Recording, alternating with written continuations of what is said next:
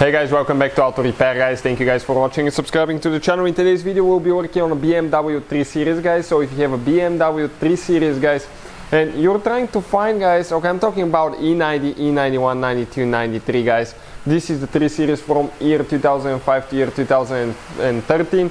And if you're guys trying to find where your bank 1 or bank 2 on the engine is located, stay with us and we'll explain that. If you have 4-cylinder or 6-cylinder engine guys, we're going to explain that. Very important, make sure you stay until the end. Doesn't matter which engine you have, we will explain about both of them. Quick introduction to the channel. Every single car we get at the shop, we make at least guys 200 free repair videos provided to you. However, on BMWs we make close to 400-500 videos. Why? Simply because there are more things to show you how to fix, and our mission at the shop is to save you guys as much money as we can. So please guys, subscribe to the channel and like the video so we can keep providing these free videos. If you guys need to buy any replacement parts or tools for your BMW, check out the link in the description of the video below and you can see where you can get all that from guys. Now first we'll demonstrate on 6-cylinder engine. 6-cylinder engine, then we will explain about 4-cylinder engine, so make sure you stay until the end because they're completely different guys. This is the straight 6-cylinder engine. 6 cylinders in line guys, also called.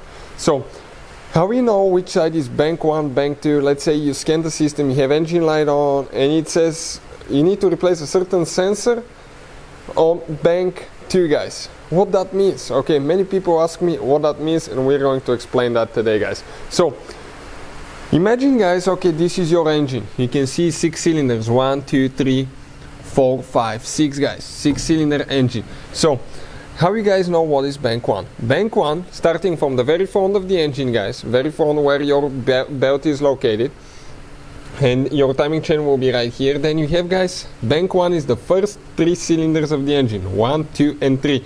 This is guys bank 1.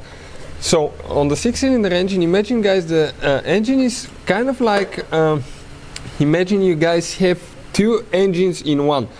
The computer guys thinks that it has 2 parts of the engine, and right in the middle, okay, it's actually guys, okay, it is actually divided. That's how the computer thinks. And you will have catalytic converter for bank 1, bank 2, you have oxygen sensors and different NOx sensor bank 1, bank 2. So bank 1 is cylinder number 1, 2 and 3.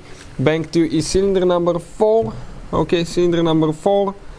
Then we have cylinder number 5 and we have cylinder number 6. This is guys bank 2. So if you need to remove or replace sensor that relates to bank 1 guys, let's say NOx sensor, this is NOx sensor bank 1, this is NOx sensor bank 2. If you need to remove or replace guys, let's say oxygen sensor on bank 1 is here, bank 2 is on the back.